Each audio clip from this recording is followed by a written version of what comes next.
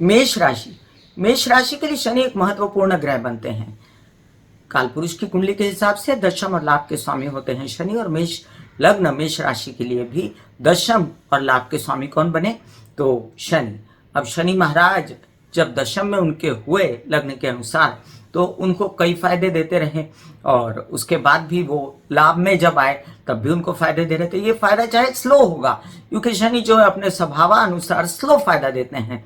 और बीच बीच में जब ऐसे नक्षत्रों में शनि का विचरण हुआ, जब शनि शतभिषा में चले गए, कौन सी तारीख को हम देखते हैं कि शनि शतभिषा में प्रवेश कर गए थे 3 अक्टूबर को, तो उसके बाद चित्र ही खराब सा हो गया। शतभिषा नक्षत्र किसका है? एक तो वक्री अवस्था में शनि थे, और शतभिषा नक्षत्र है राहु का। तो राहु का नक्षत्र मेष राशि वालों को कैसे सुहाएगा? वैसे भी आप समझ लीजिए कि शनि भी कारक नहीं है मेष राशि वालों के लिए। ऐसे में उनका वक्री होना उनको कितना तकलीफ दे हो रहा होगा। उस पर से अब जब मेष राशि का चतुर्थ में मंगल आया, उनका लग्न इष्ट, तो वो अष्टम दृष्टि से शनि को देख रहा था। उस वजह से चोटें, दुर्घटनाएं और कई प्रकार से केसेस, विवाद के झगड़े, गुस्सेबाजी, इन सब से परेशानी झेल रहे थे मेष राशि वाले। ब्लड की बीमारियां, ऑपरेशन होना या कई प्रकार के अन्य समस्याएं, ये सब मेष राशि वालों को सहनी पड़ी। अब जो है हम एक बात यहाँ पर और भी गौर करेंगे। अब जाकर शनि मार्गी हुए हैं, लेकिन ये 29 जून को 4.5 महीने के लिए वक्री हो गए थे, और वक्री होकर इन्होंने क्या पूरा ही मेष राशि वालों के साथ बुरा ही किया है? जी नहीं, ऐसा एस्पेक्ट नहीं था शनि का इस बार, क्योंकि शनि जो है जब वक्री होते हैं तो पिछले घर की भी सोचने लगते हैं। तो मेष राशि वालों ने क्या किया? जो भी इनके काम टेढ़े हो रहे थे उस पर ज्यादा गौर किया कि नहीं, मुझे कमेंट में लिख के बताइएगा, अवश्य बताइएगा। ज्यादा गौर करके अपने जो भी काम अधूरे रह गए थे उन पर ज्यादा ध्यान दिया, और उन घरों को ठीक करके अब वो इस स्थिति में आए हैं। तकलीफ ऐसे है कि वो पैसा कमाए, तो अब वो केसेस से भी बाहर निकलेंगे, थोड़ा सा दंड प्रिय होकर, थोड़ा शासक प्रिय होकर। अब वो अपने पैसे लाने की पूर्ण कोशिश करेंगे।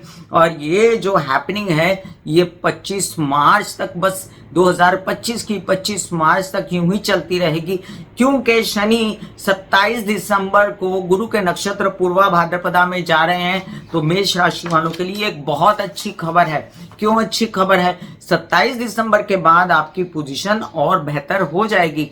क्यों? क्योंकि भागेश है आपका गुरु, और गुरु जो है आपके द्वादशेश भी बनते हैं। तो जो लोग विदेशों में काम कर रहे हैं, जो लोग नसीब जागने की प्रतीक्षा कर रहे हैं, तो आप समझ लीजिए 27 दिसंबर के बाद जब शनि गुरु के नक्षत्र में आएंगे तो अचानक से आपको बड़ा लाभ होगा। अचानक से कोई केस खत्म हो जाएगा, कोई काम नया शुरू हो सकता है या मिल जाएगा। अब ये एक चित्र शनि का मैंने आपको दिखाया मेष राशि वालों के लिए। दूसरा चित्र क्या है? शनि की दृष्टियां।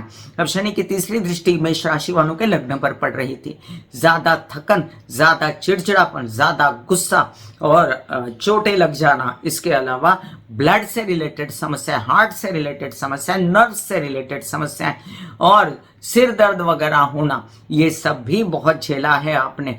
आपकी स्टडी बहुत मुश्किल से हो रही थी, ज्ञान मार्ग, आपके बच्चों का स्ट्रगल, ये सब अवरुद्ध था। आप बहुत तकलीफ में थे मानसिक रूप से, और अब आप पहले से आश्वस्त हो जाएंगे 2 जगहों के लिए, आपका काम और आपका पैसा।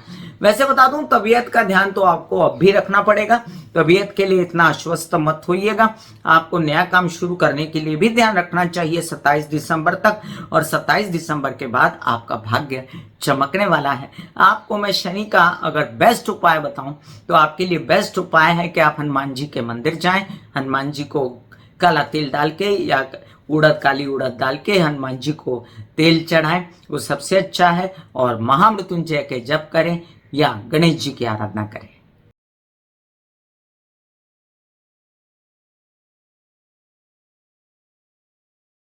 ऐसे बॉडी को बोला जाता है कि आप रिलैक्स हो रहे हो, आप रिलैक्स हो रहे हो। वाकई में वो रिलैक्स हो जाती है। फिर आप अपने एक एक अंग को बोलिए, आपकी शिखा रिलैक्स हो गई, आपके बाल रिलैक्स हो गए, आपका माथा रिलैक्स हो गया, आपकी आंखें रिलैक्स हो गई। ऐसा मैसेज दीजिए। ये आपका शरीर है,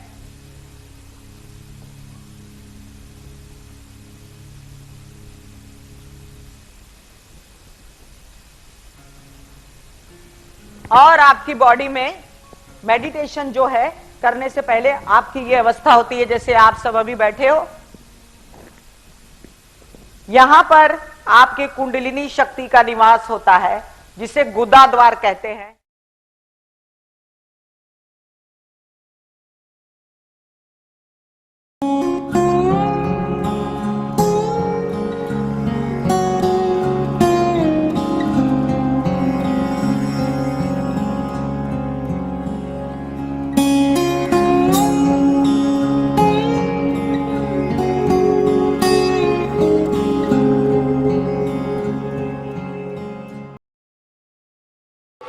दिल का हाल सुनो मेरी मैया, माँ शक्ति आए भैया।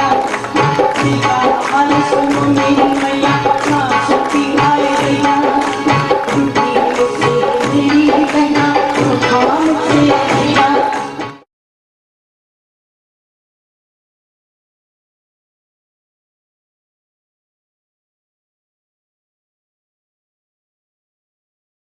जो मेरे विचारों में बहती है, जो नहीं हो करके भी है। माँ देखिए, चलो ख्यालों में ही सही, नींद न सही, जागती आंखों का सपना ही सही, झूम लेने